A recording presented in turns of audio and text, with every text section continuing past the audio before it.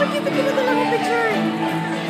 Nakikita ko kasi ang daming hipsters eh. Kaya parang, bagay siya dito. Ano ba favorite niyang beach?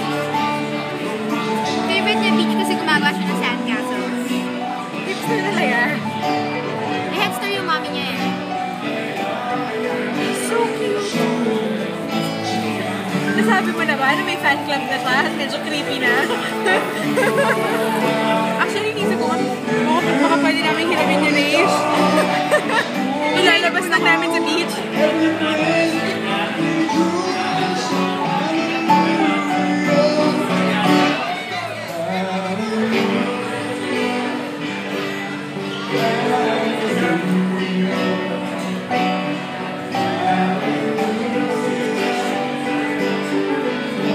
This is a good place to unwind. Thank you.